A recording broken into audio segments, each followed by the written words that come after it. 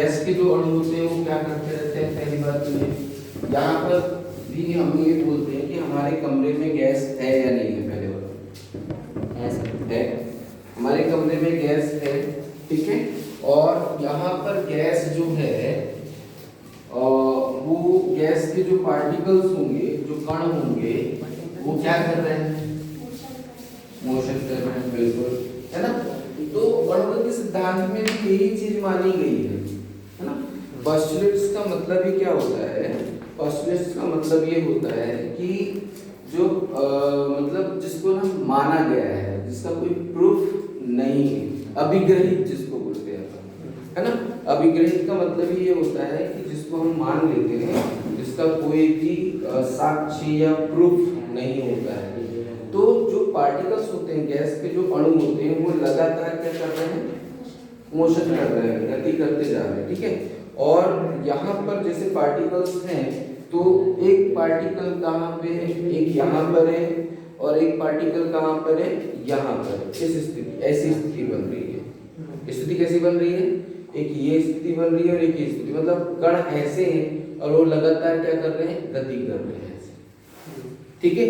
अब बात ये करते हैं कि जब लगातार गति कर रहे हैं, तो इसके पोस्टुलेट्स में, अभिग्रहित में हम कौन कौन सी चीजों को मानकर चलेंगे? कौन कौन चीजों को मानकर चलेंगे?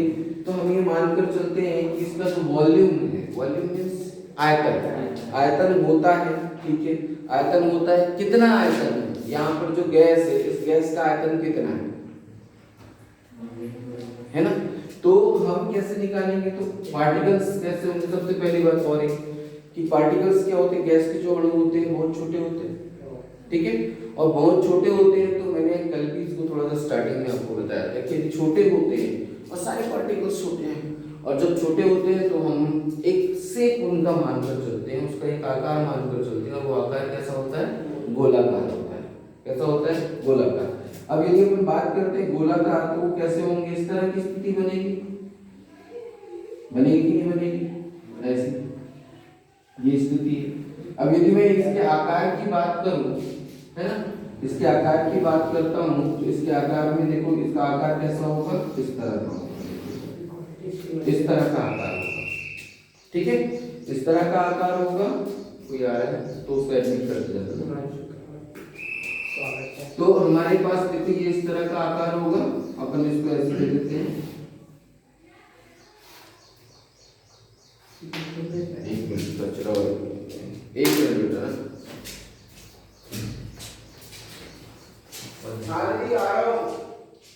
को समझ लो, वो क्या बोल रहा है, उस चीज को समझ लो। एग्जैक्टली अनुगति सिद्धांत क्या है, मैं वो समझाने जा रहा हूँ, उसको समझ लो ना।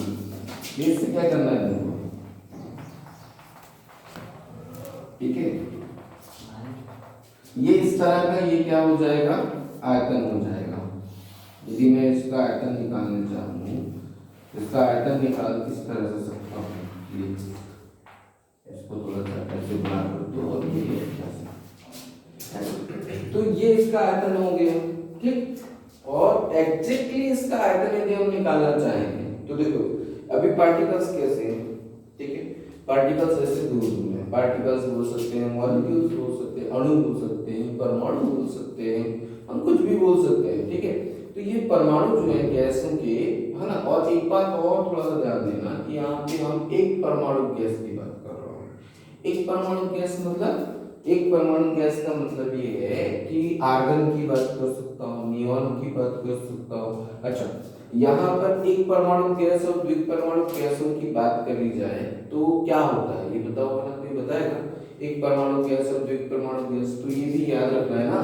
गैसों के टाइप हम बताते हैं, तो गैसों के प्रकार, एक प्रकार, इसको मैं पहले क्लियर कर देता हूँ ना। गैसों के प्रकार में क्या हो जाएगा? एक परमाणु। और मैं अभी हम जो पढ़ रहे हैं तो किसकी बात कर रहे हैं? एक परमाणु गैस की बात करेंगे, ठीक है ना। गैस, इसमें क्या आ जाता है? तो आर्गन, है ना, नियॉन, जिसके अष्टक पूर्ण होते हैं, उत्कृष्ट गैसें। किसकी बात कर रहा हूँ? नोबल गैसेस की बात कर रहा हूँ।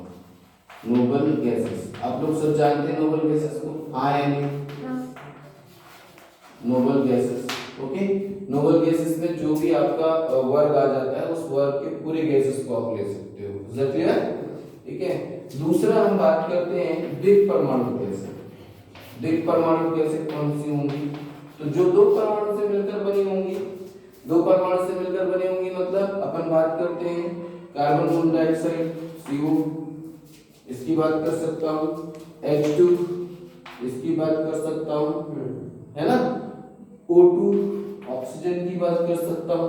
तो इस तरह से जो द्विक परमाणु गैस होंगी जिनमें दो परमाणु से मिलकर बना होगा। एक और होगा त्रिक परमाणु गैस। ये कौन सी हो जाएंगी? CO2, है ना, H2O के कुछ पार्टिकल भी यहाँ होते हैं, यहाँ पे होंगे कि नहीं होंगे? होंगे कि नहीं होंगे? ठीक है। और कौन से होंगे? H2O, ठीक है, 3 परमाणु हो गए। और बताओ एक आध एग्जांपल। अमोनिया, NH3, लेकिन NH3 चतुर्थ मतलब 4 परमाणु गैस हो गए, चतुर्थ परमाणु गैस। हाँ, NH3, है ना, अमोनिया, ये चतुर्थ परमाणु जो गैस होंगे, है ना। तो इस तरह से ये हमारे पास गैसों के प्रकार भी अपन लिख लें क्योंकि पहले ये क्लियर हो जाए, है ना। तो जो कुछ हम अभी पढ़ रहे हैं वो क्या है? एक परमाणु गैस। जो हम पढ़ रहे हैं वो क्या है?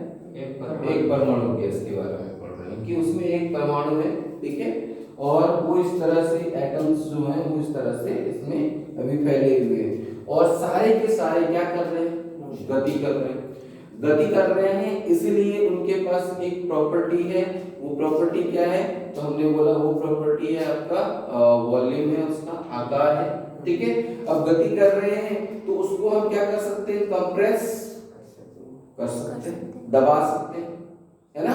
और जब वो मोशन कर रहे होंगे तो देखो ये पार्टिकल्स है ना, एयर के पार्टिकल्स ऐसे जाकर के दीवार को टकरा रहे हैं। एक सेकंड में मान लो एक बार टकराया, कई बार ये हो सकता है कि आधे सेकंड में मतलब एक सेकंड में 2 बार टकराया, है ना, आधे सेकंड में, एक सेकंड में हो सकता है 3-4 बार टकरा रहा हो। तो जितने बार टकराएगा उतना ज्यादा उस पे क्या लगेगा? फोर्स लगेगा, बल लगेगा। और बल लगेगा तो हम यदि इस पर बोल रहे हैं कि ये बल लग रहा है तो एग्जैक्टली इसमें क्या लग रहा है? दाब। इस पे मैंने बोला कि ये कण इस पे बल लगा रहा है, लेकिन एग्जैक्टली यदि मैं इसके पॉइंट ऑफ व्यू से बात करूं, इसके पॉइंट ऑफ व्यू से मतलब इस दीवार की बात करूं, तो इस सरफेस की बात करूं, तो ये क्या फील करेगा? इस बल के कारण दाब को फील करेगा, इसके प्रभाव को। तो बल का प्रभाव क्या है? दाब, है ना, उसकी बात हम करेंगे, ठीक है। तो इसमें काफी ज्यादा स्पेस होता है। स्पेस होता है किसके कारण होता है? मोशन के कारण होता है, उसकी गति के कारण। इसलिए नाम भी क्या पड़ा? अणुगतिक सिद्धांत। और गैसों के अणुगतिक सिद्धांत के कुछ अभिग्रहित, तो अभिग्रहित में हम बात करेंगे। तो अभिग्रहित में हम बोलेंगे कि भाई इसका जो है निश्चित आयतन होता है, और आयतन कैसा होता है? उनके बीच काफी जगह होती है, अणुओं के बीच काफी खाली स्पेस होता है ना, अणुओं के बीच काफी स्पेस होता है, उसको हम क्या कर सकते हैं? कंप्रेस कर सकते हैं। ठीक, अपन अभिग्रहित में ये चीज लिख सकते हैं कि गैसों के अणुओं के मध्य क्या होता है? बहुत सारी जगह होती है ना, जिसे कंप्रेस किया जा सकता है। और जो बहुत सारी जगह होती है वो क्या होता है? गैस का आयतन होता है। बहुत सारी जगह जो होती है वो किसका आयतन होता है? गैस का आयतन होता है, ठीक है। गैस के अणुओं के मध्य बहुत सारी खाली जगह होती है। बिल्कुल एकदम देसी भाषा में बता रहा हूँ ना, आपकी बुक में कुछ और दिया होगा, इट डजंट मैटर, उसको टेंशन मत लेना, बट बता रहा हूँ आपको, ठीक है। तो गैसों का इसका मतलब लिख सकते हैं गैस का आयतन, लिखो गैस का आयतन, गैस का आयतन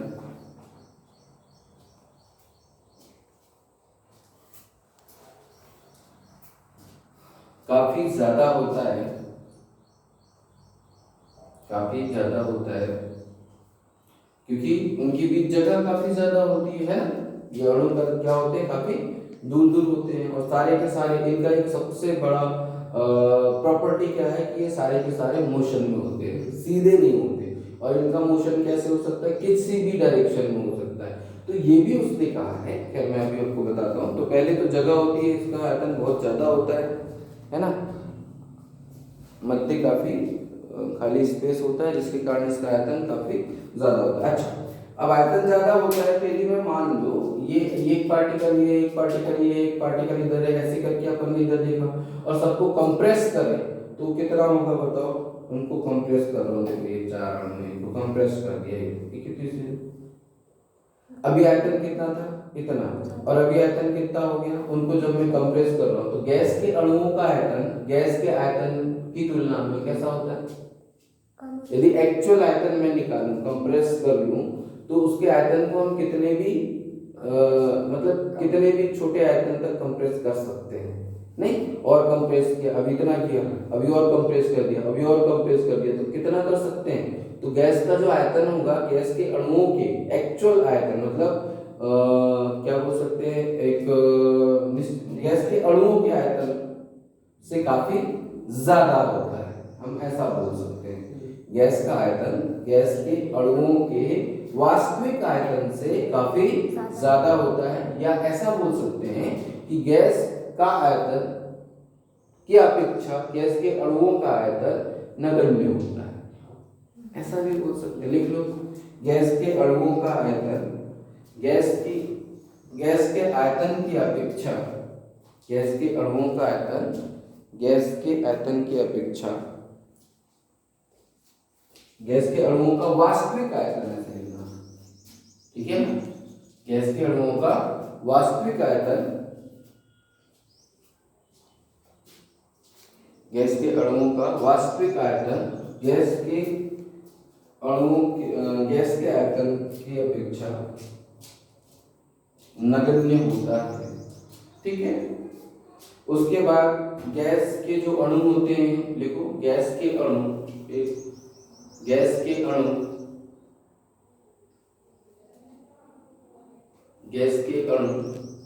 किसी भी दिशा में किसी भी वेग से एक सरल रेखा में गति करेंगे। देखो और गैस के अणु ऐसे गति करेंगे, ऐसे जा सकते हैं, ऐसे जा सकते हैं, ऐसे जा सकते हैं, ऐसे जा सकते हैं, गति करेंगे और एक सरल रेखा में गति करेंगे। कैसे गति करेंगे, एक सरल रेखा में। देखो ये पार्टिकल ऐसे जा रहा है, ऐसे जा रहा है, और जब तक वो दूसरे पार्टिकल से नहीं टकराएगा तब तक वो कैसी गति करेगा, एक सरल रेखा में या सीधी रेखा में गति करता जाएगा, एक निश्चित वेग से या एक वेग से किसी भी डायरेक्शन में। यहाँ डायरेक्शन फिक्स नहीं है, वो ऐसे भी जा सकता है, ऐसे भी जा सकता है, और ये एक सरल रेखा में तब तक गति करेगा जब तक वो किसी भी वस्तु से या किसी दूसरे पार्टिकल से ना टकराए। बात समझ में आ रही। यदि ये ऐसी गति कर रहा है तो ऐसी गति करते हुए सीधे ही जाएगा, जब तक इस पार्टिकल से नहीं टकराएगा तब तक वो उसकी गति कैसी होगी, एक सरल रेखा में होगी। इसको भी हम शब्दों में लिख लेते हैं कि गैस किसी भी वेग से किसी भी दिशा में एक सरल रेखा में गति करते हैं, ठीक है, एक सरल रेखा में गति करते हैं, और यह तब तक जब तक कि वो किसी दूसरे कण से ना टकराए, है ना, ठीक। उसके बाद मतलब इसमें इनके कारण क्या होता है, इसके कारण क्या होता है कि दाब उत्पन्न होता है। हम ये चीज देख चुके हैं, ठीक है ना, होगा कि नहीं होगा मैंने भी बताया आपको, ठीक है। और उसी दाब को हमको निकालना है। मेन रीजन हमारा, मेन जो कैलकुलेशन होगा, पूरा का पूरा जो फोकस होगा हमारा उसी दाब को निकालने में होगा। फिर अपन बात करते हैं कि अणु जो होते हैं, है ना, गैस के जो अणु होते हैं, लिख लो गैस के अणु पूर्णतः क्या होते हैं, प्रत्यास्थ होते हैं। प्रत्यास्थ होने का मतलब क्या होता है, तो मैंने आपको बताया है प्रत्यास्थ संघट, है ना, पढ़े होंगे प्रत्यास्थ संघट के बारे में, मैंने आपको बताया हुआ था। 2 तरह के संघट होते हैं, कौन कौन से होते हैं, प्रत्यास्थ और अप्रत्यास्थ होते हैं। तो यहाँ पर जो संघट होगा वो कैसा होगा, प्रत्यास्थ होगा। पूर्णतः कैसा होगा, प्रत्यास्थ होगा, मतलब जैसे जिस वेग से ये आकर के टकराएगा उसके वेग में कोई लॉस नहीं होगा, उसी वेग से वापस जाएगा, ठीक है। इस तरह से टकराएगा और फिर से वापस गया, तो जितना वेग है जाने में जितना वेग लगा आने में उतना ही वेग होगा, उसके ऊर्जा में कोई हानि नहीं होती, ये उसने कहा। Is that clear? ठीक है, तो पूर्णतः प्रत्यास्थ होते हैं। फिर अणुओं का आकार लिख लो। अणुओं का जो आकार होता है वो कैसा होता है? गोलाकार माना गया। अब सभी जो अणु होंगे, पार्टिकल्स होंगे, वो कैसे हैं? एक परमाणु के, तो सबका द्रव्यमान क्या मान लिया गया? बताओ, सबका द्रव्यमान क्या मान लिया जाए? सबका द्रव्यमान m मान कर चलते हैं, है ना? माना जा सकता है कि नहीं? छोटे छोटे पार्टिकल्स हैं, अब कुछ बड़े नहीं है, तो सबके द्रव्यमान को हम क्या मान लेते हैं? m मान लेते हैं। और सबका द्रव्यमान यदि m मान लेते हैं तो इसके पास क्या होगा? इसका घनत्व भी होगा। गैसों का एक निश्चित घनत्व भी होगा। घनत्व बराबर क्या होता है? चलो बताओ, द्रव्यमान बटे आयतन। तो मैं यहाँ पर एक काम करता हूँ, अपन एक बना ही लेते हैं। जब बात कर रहे हैं एक इसकी, यदि मैं कमरे को मानकर चलता हूँ तो आप कमरे को लेकर चल सकते हैं, बट उसको हम पिक्चर में कैसे दिखाएंगे, हम इमेज कैसे तैयार करेंगे, तो उसकी इमेज में तैयार कर देता हूँ, चलेगा? तो हमने एक इमेज तैयार कर ली, है ना? ये मैंने एक आयतन लिया, और वो आयतन कैसा लिया? वर्गाकार लिया। कैसे लिया? वर्गाकार ले रहा हूँ, ठीक है? वर्गाकार मैंने ये इस तरह से अपन ले लेते हैं, ऐसे एक वर्गाकार ले लेता हूँ।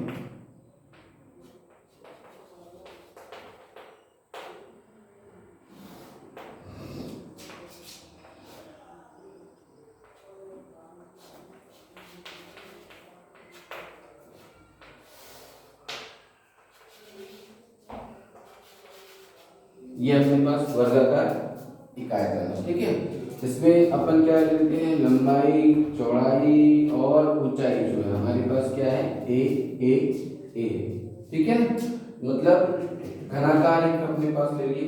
घनाकार मतलब आयतन लेंगे तो घन बोलेंगे, है ना? और वर्गाकार मींस अपने पास एक साइड को हम लेके चल रहे हैं, तो हमारे पास घनाकार एक आयतन है, और यहाँ पर कोई पार्टिकल है।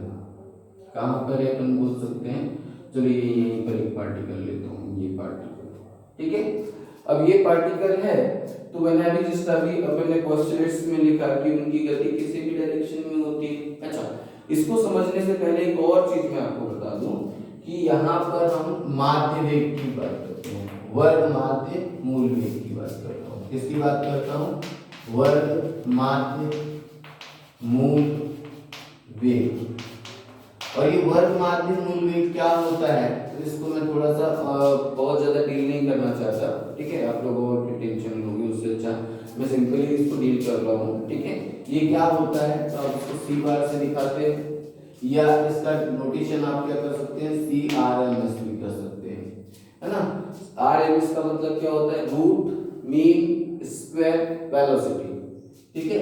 उसी को हम हिंदी में क्या बोलते हैं? वर्ग माध्य मूल वेग। तो वर्ग माध्य मूल वेग क्या होता है? देखो, वर्ग, ये जो जितने भी हमारे पास पार्टिकल्स हैं, अब कितने अणु हैं यहाँ पर इस आयतन में? मैंने बोला इस घनाकार आयतन में कितने अणु होंगे? नहीं पता, हम क्या मान कर चलते हैं? n अणु होंगे। n अणु होंगे तो यहाँ पर जो हमारे पास n अणु होंगे, C1 C2 C3 क्या था? डैश डैश, तो मैंने सबको लिख लिया, ठीक है ना? C1 C2, अच्छा C3 डैश डैश Cn, ऐसे दे दिया मैंने, ठीक है? अब क्या लिखा हुआ है? वर्ग, तो वर्ग तो सबका क्या कर दूं? वर्ग कर देता, ठीक है? और इसका क्या निकालना है? माध्य। तो माध्य निकालने के तरीके आपको पता है, तो माध्य निकाल लेते हैं हम। जितनी संख्या को हम जोड़ेंगे तो हम क्या कर रहे हैं? उसके वर्ग को जोड़ रहे हैं। उसका रीजन भी मैं बताऊंगा कि क्यों ऐसा करते हैं, ठीक है? अभी समझ में आया? उसका माध्य निकाल लिया। अब क्या निकालते हैं? मूल। तो मूल कैसे निकालते हैं भाई? रूट निकाल करके। वेग तो हमारे पास आ गया, ये पहले पार्टिकल का था, दूसरे का था, तीसरे, चौथे, पांचवें, ऐसे करते हुए n पार्टिकल्स के वर्ग माध्य मूल वेग की हम बात कर रहे हैं। अभी समझ में आया? ठीक है? तो वर्ग माध्य मूल वेग क्या होता है? तो हम इस तरह से जब हम उसका माध्य निकालते हैं कि सभी कणों का वेग का जो है वर्ग निकाल लिया, ठीक है? उनका योग किया, फिर उसका हम माध्य निकालेंगे और उसका फिर हम क्या निकाल लें, रूट निकाल लें। तो इसी को हम बोलते हैं root mean square velocity. Is it clear? तो ये हमने निकाल लिया पहले, ठीक। इसको जानना इसलिए जरूरी था क्योंकि इसका यूज हम अभी करने वाले हैं। फिर हम बात करते हैं इसके घनत्व की बात करें तो हम ये मानकर चलते हैं कि भाई इसका आयतन कितना होगा, सब जानते हैं आयतन कितना होगा। अब ये एक परमाणु गैस है, इसमें गैस कौन सी है, एक परमाणु गैस है। एक परमाणु गैस है तो इसमें द्रव्यमान मतलब प्रत्येक कण का द्रव्यमान कितना है, हमने मानकर चला स्मॉल है ना। यहाँ पे लिख देता हूँ प्रत्येक कण का द्रव्यमान क्या मान लेता हूँ, स्मॉल है, ठीक है।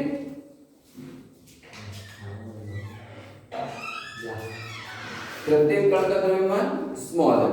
तो मुझे बताओ कुल द्रव्यमान कितना होगा इस आयतन पर, कुल द्रव्यमान।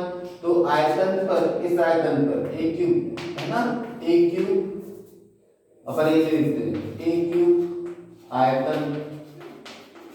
भाई इस आयतन की घनाकार आयतन है तो घन का आयतन a क्यूब होगा ना, क्योंकि लंबाई चौड़ाई ऊंचाई सब। आप l भी लिख सकते हो, आपकी बुक में l दिया हुआ है तो चलो मैं l लिख के बता देता हूँ, चलेगा। आपकी बुक में l है तो मैं l ही लिख देता हूँ, चल जाएगा, ठीक। यदि आपकी बुक में l नहीं होगा तो मैं चलो तो l क्यूब हो जाएगा, लंबाई गुणित चौड़ाई गुणित ऊंचाई, है ना। तो l क्यूब आयतन पर कुल कणों की संख्या, कुल कणों की संख्या, कणों की संख्या, परमाणु की संख्या, अणु की संख्या, है ना, कितनी है मान लेते हैं, संख्या कितनी है, n।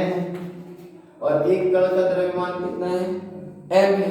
तो कुल द्रव्यमान कितना होगा, l क्यूब आयतन पर कणों का कुल द्रव्यमान, कणों का कुल द्रव्यमान, कुल द्रव्यमान कितना होगा, चलो बताओ, m इंटू n होगा कि नहीं होगा। एक कण का कितना है, m है, तो दो कण का 2m, तीन कण का 3m, चार कण का तो m कण का m है ना। और इसको कुल द्रव्यमान को कैपिटल m से दिखा देता हूं। नहीं बात समझ में, हाँ या नहीं? अच्छा, अब यदि मैं घनत्व मानूं तो घनत्व हम निकाल सकते हैं। जब हमको आयतन पता है, द्रव्यमान पता है, तो घनत्व बराबर क्या होता है, द्रव्यमान बटे आयतन। तो कुल द्रव्यमान क्या लिखूंगा, कुल द्रव्यमान बटे आयतन। तो कुल द्रव्यमान कितना हो जाएगा, m इंटू n, और ये क्या हो जाएगा, l क्यूब। ये क्या हुआ मेरे पास, घनत्व हो गया, है कि नहीं। तो उसका घनत्व होता है, गैस का घनत्व होता है, गैस द्वारा दाब लगाया जाता है। तो ये चीज भी हमको प्रूव करना है, ठीक है। और उसमें रिलेशन हम निकालना चाहते हैं, और वो रिलेशन हम कैसे निकालेंगे उस चीज को भी हम यहाँ कैलकुलेट करते हैं। तो अभी तक ये क्लियर है, यहाँ तक जितना बताया है। वो कोई डाउट बताओ, अभी तक किसी चीज में कोई डाउट रहा हो किसी को? आप लोग जो जुड़े हैं, कितने लोग जुड़े हैं,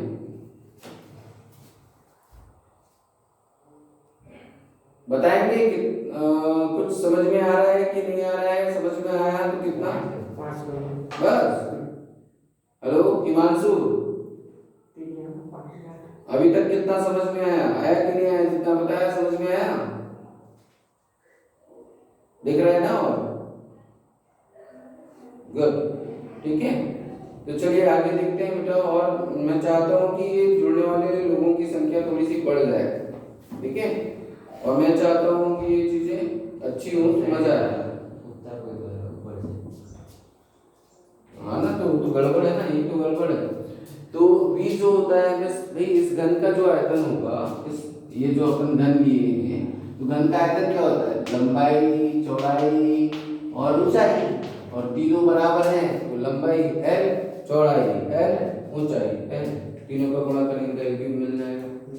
प्रत्येक कण का द्रव्यमान कितना है, m है, ठीक है।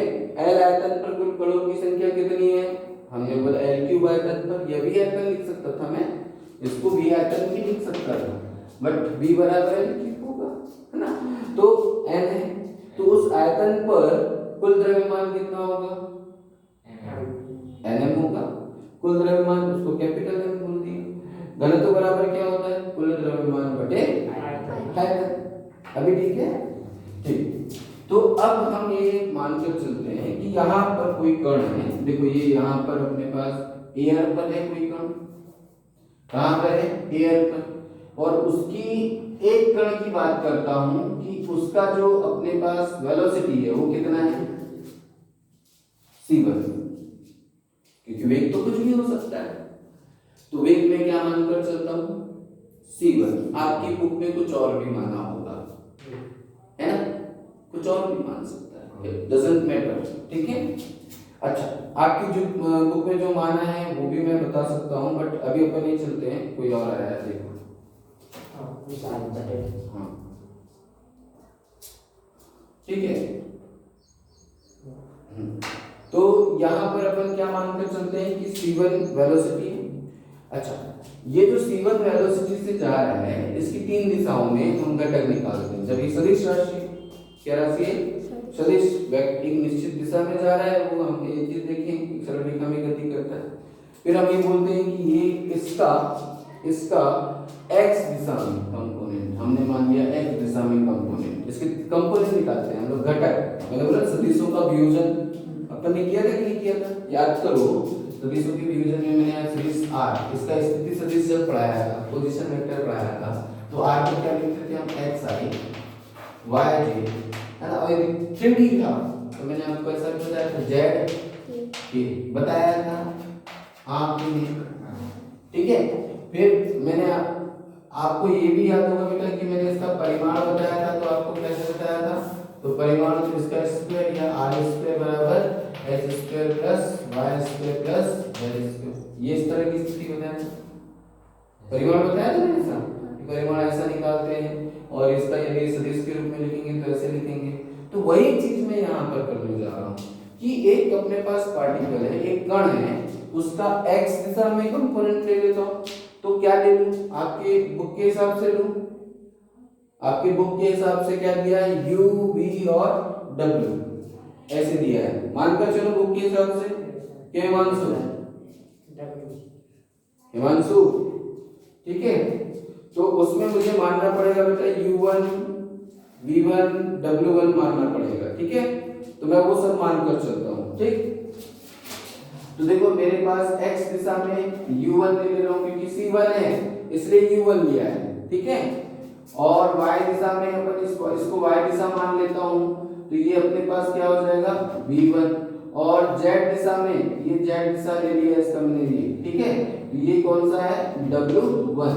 इसके तीन घटक हम लेते हैं बेटा, जो c1 पार्टिकल मतलब c1 वेग से जो एक पार्टिकल है, एक कण है ना, ऐसे लिख लेते हैं, माना कोई कण है ना, c1 वेग से गति करता है ना, है, तब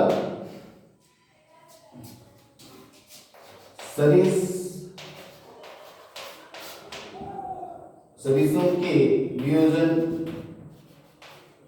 या अपन बोलेंगे सदिशों के वियोजन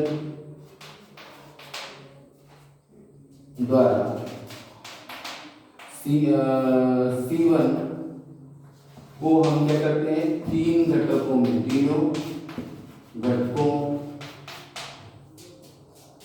में वियोजित करने पर, ऐसा लिख सकते हैं, वियोजित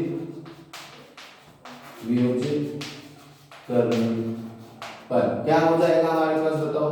तो C1 यदि सदिश रूप में लिखता हूं मैं, तो क्या हो जाएगा u1 plus v1 plus w1, ऐसे लिखूंगा, है कि जैसे वहां लिखता था सदिश r, है ना। और यदि मैं इसको क्या लिखूंगा, परिमाण, ये तो क्या सदिश रूप में होगा, ये किस रूप में होगा बेटा, सदिश रूप में। और यदि अपन क्या करते हैं, परिमाण लिखते हैं, तो इसका परिमाण कैसे लिखेंगे बताओ, तो c1 स्क्वायर बराबर u1 square plus v1 square plus W1 square. हाँ कि नहीं? किस कण की बात कर रहा हूं मैं? पहले कण की बात कर रहा हूं, कण 1 की बात कर रहा हूं। किस कण की बात कर रहा हूं? कण 1 की बात कर रहा हूं, ठीक है। इसी तरह से कण 2 लूंगा तो यहाँ पर क्या हो जाएगा, C2 का स्क्वायर बराबर U2 का स्क्वायर धन V2 का स्क्वायर धन W2 का स्क्वायर। बस समझ में आ रही? यदि फिर 3 की बात करूंगा तो 3 आ जाएगा सब में। 4 की बात करूंगा तो 4 आ जाएगा। और ये मिलने वाला है अपन को। अब वो कब मिलेगा वो अपन देखेंगे आगे, बाकी मिलने यही वाला है ना। तो हमारे पास ये वैल्यू आ गई, तो हमने इसको समीकरण 1 मानकर चल दिया, ठीक है। अब हम बात किसकी करेंगे, तो हम सिर्फ बात किसकी करेंगे, इसकी, किसकी, ये जो x दिशा में है मैं उसी की बात करूंगा, ठीक है। अब यदि बताओ कि वो यदि x दिशा में जाएगा, देखो यहां पर देखो यार कोई यार, हाँ अब यदि देखो कोई x दिशा में आ रहा है, x दिशा में गति कर रहा है, तो ये वाला जो ये यहाँ पर x दिशा में उसका वेग लेता हूं मैं, ध्यान दो फिर x दिशा में यदि मैं वेग लेता हूं तो ये किस पृष्ठ से टकराएगा बताओ, ये पृष्ठ कौन सा होगा। देखो ये ऐसे ले रहा हूं ना, ये x दिशा है, ये y और ये z है ना, तो ये वाला पृष्ठ कैसा होगा, yz पृष्ठ होगा कि नहीं। देखो ऐसे देखो, ये x दिशा है ना, तो ये पृष्ठ कौन सा होगा, y और z पृष्ठ होगा। तो x दिशा में कोई पार्टिकल गति करेगा तो किससे टकराएगा, yz पृष्ठ से टकराएगा, हाँ कि नहीं, समझ में आ रहा है। तो हम ये बोलते हैं कि x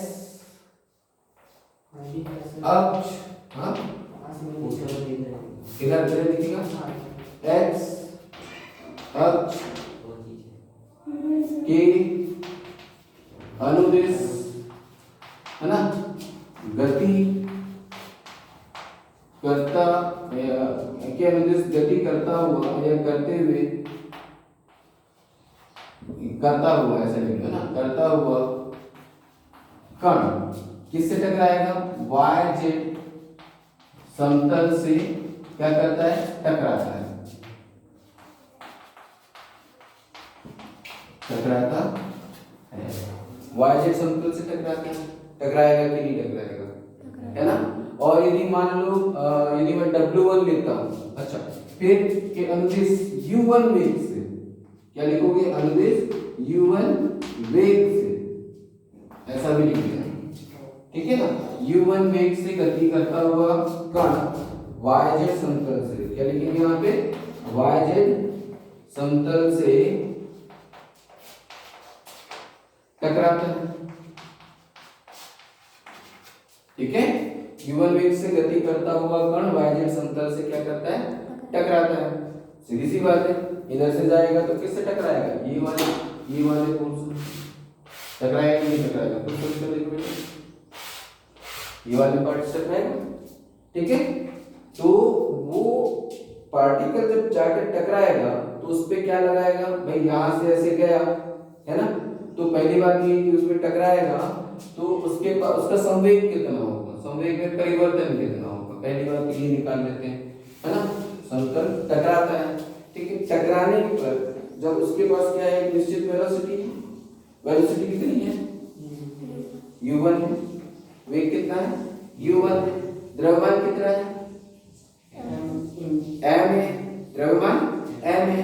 तो जब वो जाके टकराएगा ऐसे तो कैसा संघट होता है, प्रत्यास्थ संघट होता है। तो जब टकराएगा उतने ही वेग से वापस आएगा, जितने वेग से जा रहा है उतने वेग से वापस आ रहा है। तो हम यहाँ पर क्या लिखते हैं, समतल से टकराता है, अतः मैं लिख देता हूँ, अतः कण के संवेग में परिवर्तन यदि मैं निकालना चाहूँ, क्या निकालना चाहूँ, परिवर्तन, तो कितना निकल जाएगा बताओ, डेल टी बराबर संवेग में परिवर्तन कितना हो जाएगा।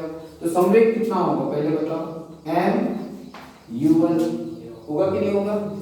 और जब वो टकराएगा ऐसे उसी वेग से क्या आ रहा है, वापस आ रहा है कि नहीं, तो उसका जो दिशा है वो क्या हो जाएगा, चेंज हो जाएगा, ठीक है। और संवेग में परिवर्तन क्या निकालूंगा, तो प्रारंभिक संवेग ये अंतिम संवेग। तो प्रारंभिक संवेग और अंतिम संवेग कैसा होगा? बराबर होगा। कैसा होगा? बराबर होगा। अर्थात देखो क्या हो जाएगा यहाँ पर, डेल पी कितना हो जाएगा, तो m u1 माइनस माइनस क्या हो जाएगा, प्लस m कितना हो जाएगा, 2m u1। कण एक की बात कर रहा हूँ बस मैं ना, दूसरे कण और तीसरे कण की बात नहीं कर रहा हूँ। और ये किस दिशा में हो रहा है, तो ये x दिशा में बात कर रहे हैं, ये भी x अक्ष के अनुदिश की बात कर रहा हूँ। y की बात y अक्ष के अनुदिश भी बात करूंगा, तो जिसमें क्या आ जाएगा, m u की जगह क्या आ जाता, v आ जाता। z की बात करता, z के अनुदिश बात करता, तो क्या हो जाता, w1 हो जाता। बात समझ में आ रही है? तो अभी सिर्फ हम x अक्ष के अनुदिश बात कर रहे हैं, पहले कण का x अक्ष के अनुदिश घटक की बात कर रहा हूं, क्योंकि जब वो इस तरह की गति कर रहा है तो उसकी x दिशा में कितना इफेक्ट होगा, उसका y दिशा में कितना इफेक्ट होगा और z डायरेक्शन में कितना इफेक्ट होगा, वो हमने निकाला हुआ है। तो उसका हम सिर्फ x डायरेक्शन का देख रहे हैं, और x दिशा में मतलब yz जो तल है उस पर कितना दाब लगेगा, हम वो निकालने की कोशिश कर रहे हैं। तो अभी इतना समझ में आया समय में परिवर्तन। अच्छा, समय की बात करते हैं, तो क्या समय हम निकाल सकते हैं? हमने बोला हाँ, कितना समय जो लगेगा, तो समय निकाल कैसे सकते हैं अपन लोग? तो समय निकालने का भी हमारे पास एक निश्चित तरीका है। कैसे? तो हमको डिस्टेंस दिया हुआ है, कितना डिस्टेंस तय कर रहा है, वेलोसिटी भी दिया हुआ है, वेलोसिटी कितना है, u1 है ना। तो हमको मालूम है कण का वेग, लिख देता हूं, कण का वेग बराबर u1 बराबर क्या लिख सकता हूं, बताओ कितनी दूरी तय कर रहा है।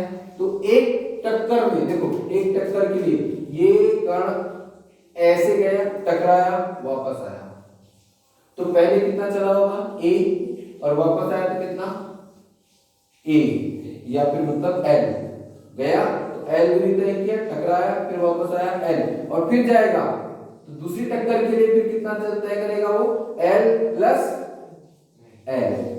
दूसरी टक्कर के लिए तैयार कब होगा, जब वो 2l दूरी तय कर चुका होगा। तो दूरी कितनी तय कर रहा है वो, 2l दूरी तय करने पर वो क्या कर रहा है, उससे टकरा रहा है। बार बार टक्कर कब होगी, जब वो 2l दूरी तय कर रहा है। तो समय कितना लग रहा है उसको, t1। तो इस समय को निकाल लेता हूं, है ना। तो टक्कर मतलब अपने बोल सकते हैं कि टक्कर करने का समय, टक्कर होने का समय क्या, टक्कर कण के टकराने का समय है, कण के टकराने या संघट में, है ना। किससे टकराने, अपन क्या बोल सकते हैं, कण के पृष्ठ या समतल, yz समतल, है ना, क्योंकि हम बात कर रहे हैं x दिशा में बात कर रहे हैं, इसलिए yz समतल से टकराने में, क्रमागत टकराने में लगा समय, टकराने में लगा समय, क्यों, अभी ना देखो, ये देखो, ये कण टकराया है इससे, कितना दूरी तय किया, l, फिर ये टक्कर मार के फिर कैसे गया, वापस आया, वापस आकर के फिर इससे टकराएगा, टकराएगा कि नहीं टकराएगा। तो देखो एक टक्कर में कितना समय लगेगा, तो एक टक्कर में यहां से यहां तक गया। अच्छा अभी दिख रहा है डायग्राम, डायग्राम नहीं दिख रहा है, डायग्राम दिख रहा है, अरे दिख रहा होगा यार, अभी हाँ अभी दिख रहा है कि नहीं, देखो। अच्छा इसको ऐसे समझ लो, मेरे हाथ से समझ लो, ये देखो, ये अपने पास दो पृष्ठ हैं अलग अलग, यहाँ पे yz समतल है, ठीक है। एक कण यहाँ से गया, टकराया, फिर वापस आया, फिर टकराया, फिर वापस आया, तो देखो एक टक्कर में वो कितनी दूरी तय कर रहा है, l, बस समझ में आ रही, कितनी दूरी तय किया, 2l किया, तो लगा समय कितना हो जाएगा भाई, तो समय यदि मैं निकाल लूं तो t बराबर क्या हो जाएगा, t बराबर 2l अपॉन हो जाएगा, हाँ ठीक है। अब हम क्या कर सकते हैं कि बल बराबर क्या होता है, हम जानते हैं, हमें ज्ञात है कि बल बराबर क्या होता है, तो संवेग में परिवर्तन बटे समय अंतराल। इसको यदि मैं समय अंतराल बोल दूं, तो संवेग में परिवर्तन बटे समय अंतराल। तो संवेग में परिवर्तन कितना हुआ 2m/u1। समय अंतराल कितना है तो 2l अपॉन u1। ये 2 से 2 कैंसिल, u ऊपर चला जाएगा तो क्या हो जाएगा m/u1 का स्क्वायर अपॉन l। ये मेरे पास क्या मिला बल मिला। बल बराबर क्या होता है संवेग में परिवर्तन की दर, द्वितीय नियम अनुसार न्यूटन के, है। अब हम यहाँ पर बात करते हैं, अब बात करते हैं दाब। तो दाब बराबर क्या होता है चलो बताओ। तो दाब किस पर, तो हम बोलेंगे x yz तल पर, yz तल पर तो दाब लगेगा वो कौन सा होगा तो x कण के कारण होगा। यदि मैं ऐसे बताऊं तो इसको मैंने क्या लिख दिया p। अब पहले कण के लिए है, हाँ चलो अभी थोड़ी देर करना। तो p1x ले लेता हूँ, क्या ले लेता हूँ पहले कण के लिए तो p1x बराबर मैं क्या लिख सकता हूँ इसको, तो पहले कण के लिए देखो एक कण के लिए इसलिए p1x ले रहा हूँ, ठीक है। कितना हो जाएगा बताओ, और x डायरेक्शन में दाब लग रहा है x दिशा में, किस पे x दिशा में चल रही है कण, x दिशा में कण चल रहा है तो किस पे दाब लगेगा तो yz तल पर लगेगा। तो उसको मैंने p1x बोल दिया। कितना होगा चलो बताओ, तो मैंने बोला m/u1 स्क्वायर अपॉन l, और इसके बटे में दाब बराबर क्या होता है बल बटे क्षेत्रफल। तो ये हो गया बल बटे क्षेत्रफल क्या l स्क्वायर। क्षेत्रफल क्या है l स्क्वायर। बात समझ में आई ना, कोई भी नया फॉर्मूला यूज नहीं कर रहा हूं, जो हमने पढ़ा है वही यूज कर रहा हूं। तो क्या हुआ बल बटे क्षेत्रफल, तो क्या हो जाएगा देखो m/u1 का स्क्वायर अपॉन l क्यूब। ये मेरे पास क्या हुआ। इसी तरह से दूसरे कण द्वारा जो लगेगा तो क्या हो जाएगा मतलब p2x फिर p3x, है ना, ऐसे हो जाएगा नहीं हो जाएगा। तो p3x कहां तक pnx तक जाएगा, कहां तक जाएगा पहले कण का x दिशा में घटक, दूसरे कण का x दिशा में घटक, तीसरे कण का x दिशा में घटक, चौथे कण का x दिशा में घटक, होगा कि नहीं होगा। तो यहां पर क्या हो जाएगा m/u2 का स्क्वायर l क्यूब हो जाएगा, m/u3 का स्क्वायर l क्यूब। यहां पर क्या हो जाएगा m/u4 un का स्क्वायर l क्यूब, ऐसा हो जाएगा। तो टोटल यदि मैं इसको जोड़ूं p डायरेक्शन में यदि मैं निकालूं तो उसको टोटल को मैंने क्या बोल दिया px बोल दिया। और इसमें क्या हो जाएगा देखो p1x plus p2x plus p3x plus dash pnx हो जाएगा कि हो जाएगा। तो p1x कितना है तो देखो m/l क्यूब, m/l क्यूब, देखो यहाँ पर भी m/l क्यूब, यहाँ पर भी m/l क्यूब, m/l क्यूब, सब में क्या निकाल सकता हूँ कॉमन निकाल लेता हूँ। यहाँ पर मेरे को क्या मिल जाएगा देखो u1 का स्क्वायर, u2 का स्क्वायर, u3 का स्क्वायर प्लस प्लस un का स्क्वायर। ऐसा मिल जाएगा कि नहीं मिल जाएगा, मिल जाएगा। खुद सोच कर देखो, पहले कण का हमने x दिशा में घटक निकाला, दूसरे कण का ये देखो ये किसका है दूसरे कण का, दूसरे कण का ऐसे लिखो इसी प्रकार, ऐसे लिखो इसी प्रकार, है ना। पहले दूसरे ये पहले कण के लिए, दूसरे कण, तीसरे कण, चौथे कण, तो सबका x दिशा में घटक निकालेंगे। सबका x दिशा में घटक मतलब पूरा का पूरा इधर ले लें। तो देखो u पहले कण के लिए, दूसरे कण के लिए, और सब में कॉमन किया था m/l क्यूब, इसलिए मैंने इसको कॉमन निकाल दिया। इज दैट क्लियर, ठीक है। फिर हम बात करते हैं भाई, अब मैं y दिशा की बात करूंगा, है ना। y दिशा की बात करूंगा तो क्या हो जाएगा m/ यहाँ पर भी हो जाएगा l क्यूब, ये क्या हो जाएगा चलो बताओ। तो मैंने बोला v1 का स्क्वायर, v2 का स्क्वायर, v3 का स्क्वायर प्लस z क्या हो जाएगा, नहीं तुलना करने को देखो ये भी एक c1 के लिए v1 का, c2 होता तो v2 होता, c3 होता तो उसका घटक v4 होता, c4 होता तो v4 होता, c5 होता तो v5 होता, cn होता तो vn होता। वही तो बात कर रहा हूँ। इसी तरह से z दिशा में दिखाता था m/l ये क्या होता W1 का स्क्वायर, W2 का स्क्वायर, W3 का स्क्वायर प्लस WN का होता कि नहीं होता। ये जेड डायरेक्शन में देखो W, ये पहले कण के लिए है ना, दूसरा कण होता तो W2 होता, तीसरा कण होता तो W3 होता। बात समझ में आ गई।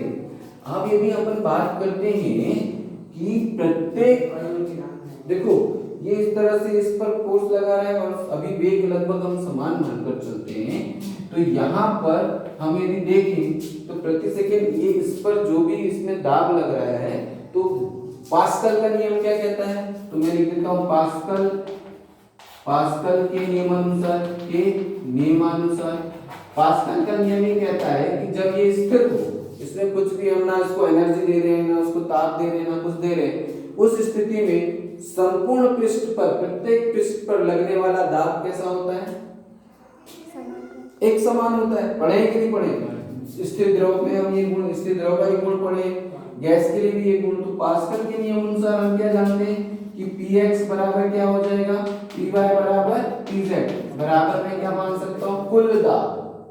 क्या मान सकता हूँ, कुल दाब।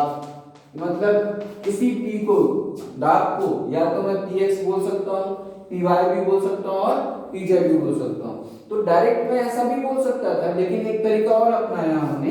क्या अपनाया कि P = Px + Py + Pz upon क्या कर दिया 3। तो ये मेरे को क्या मिल जाएगा, कुल दाब मिल जाएगा। किस पर लगने वाला दाब, तो इस आयतन पर, उसके पृष्ठों पर लगने वाला कुल दाब। x दिशा में कितना लगा, y दिशा में कितना लगा, z दिशा में। तो टोटल हम निकालेंगे तो कोई एक ही मिलेगा। और यदि मैं इनका सम करता हूं, यदि मैं p को px बोल सकता हूं, py बोल सकता हूं, pz भी बोल सकता हूं, तो तीनों को सम करके भाग 3 का कर दूंगा तो उतना ही मिलेगा। यही क्या है px, यही क्या है py, यही क्या है pz। बट निकालने का तरीका थोड़ा सा चेंज कर दिया। कोई दिक्कत नहीं ना। तो हमने यहाँ पर ये कुल दाब निकाला। तो अब बताओ इसको जोड़ने का, तो जोड़ने के लिए भी मैं कैसे जोड़ रहा हूँ, मैं ऐसे नहीं जोड़ रहा हूँ, देखो इसको ऐसे नहीं जोड़ रहा हूँ और ऐसे नहीं जोड़ रहा हूँ, ऐसे नहीं जोड़ रहा हूँ, मैं क्या जोड़ रहा हूँ, ऐसे जोड़ रहा हूँ। देखो ऐसे ऐसे ऐसे और ऐसे जोड़ रहा हूँ, ठीक है। तो सब में से क्या कॉमन निकल जाएगा, तो कॉमन में निकाल देता हूँ m/L3, और ये 1/3 है तो 1/3 को बाहर निकाल देता हूँ। अब px को जोड़ा, देखो ना, तो px मतलब इसको जोड़ रहा हूँ, देखो क्या हो जाएगा, u1 का स्क्वायर v1 का स्क्वायर प्लस क्या हो जाएगा, w1 का स्क्वायर प्लस, ठीक है ध्यान दो, ये क्या हो जाएगा, u1 का स्क्वायर u2 का स्क्वायर v2 का स्क्वायर w2 का स्क्वायर प्लस क्या लिख देता हूँ, तो u3 का स्क्वायर v3 का स्क्वायर w3 का square plus dash dash dash dash अपन ने ले लिया, un का स्क्वायर प्लस vn का स्क्वायर प्लस wn का स्क्वायर। ऐसे लिख सकता हूँ, हाँ कि नहीं। अच्छा ये बताओ क्या दे रहा है मेरे को, ऊपर देखो कहीं लिखा हुआ है,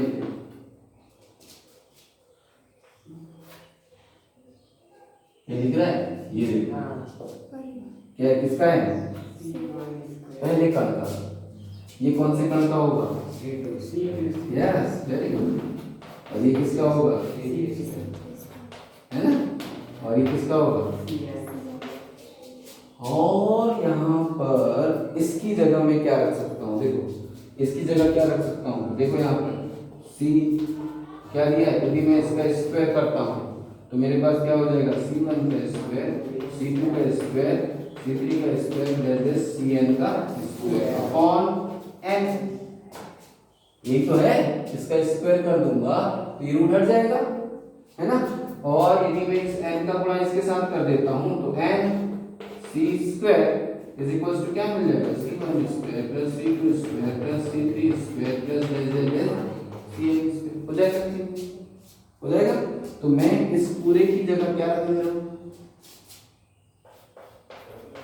m3l3, ये क्या हो जाएगा n c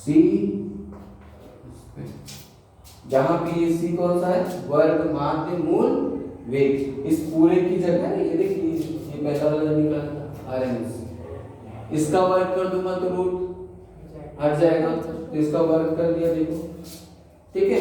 तो ये n का गुणा इधर कर दिया तो मैंने इधर रख दिया देखो। तो ये जो हमारे पास मिला, ये जो दाब मिला देखो, ये टोटल दाब कुल द्रव्यमान हो गया mn, और ये क्या हो जाएगा, इसको अपन लिख सकते हैं 1/3, ये आयतन हो जाएगा। तो हमारे पास 1/3 ये क्या हो जाएगा m, और ये हो जाएगा c स्क्वायर अपॉन क्या हो जाएगा v। तो एक बात अपन को ये मिल गई कि pv, या दाब देखो, दाब दिख रहा है ना, तो मैं इसको ऐसा भी तो लिख सकता था pv बराबर 1/3 है ना m c स्क्वायर। तो यदि यहाँ पर pv क्या होता है, एक नियतांक होता है, pv क्या होता है, एक नियतांक, m कांस्टेंट होता है। तो p किस पर निर्भर कर रहा है, तो मैं बोलूंगा कि p किस पर निर्भर कर रहा है, तो c किस पर, यहाँ पर इस रिलेशन से मेरे को एक चीज समझ में आ रही है, हमको एक चीज समझ में आ रही है कि p का जो रिलेशन है वो किससे है, उसके वेग से, वर्ग माध्य मूल वेग पर निर्भर करता है। उसका जितना ज्यादा होगा उतना ज्यादा उस पर क्या होगा, उस आयतन पर दाब होगा। दूसरा एक इसमें एक और रिजल्ट मिलता है कि pv, अच्छा p इज इक्वल्स टू, ये देखो 1/3 m/v क्या है, मास अपॉन वॉल्यूम क्या है, आयतन, तो 1/3 रो c स्क्वायर, ये क्या है, आयतन, सॉरी घनत्व, क्या है, घनत्व। तो मतलब दाब जो होता है, मतलब ये है कि दाब उसकी घनत्व पर भी निर्भर करता है, या घनत्व पर निर्भर नहीं, घनत्व तो उसका निश्चित होता है, हम ये बोलेंगे कि ये घनत्व जो है उसके वेग पर निर्भर करता है, मैं ऐसे दाब को स्थिर मान लूंगा, ठीक है। तो इस तरह से उसके रिलेशंस को उसने और निकाला, और इसी से उसने बायल्स के नियम और चार्ल्स के नियम और एवोगैड्रो की संख्या और एवोगैड्रो के नियम को उन्होंने इसमें, डाल्टन का नियम है ना, गैस कारणगति सिद्धांत, सबको उसने इस फॉर्मूले से क्या किया है, प्रूफ किया हुआ है। तो जल्दी से नोट करो, बाकी कल बताऊंगा।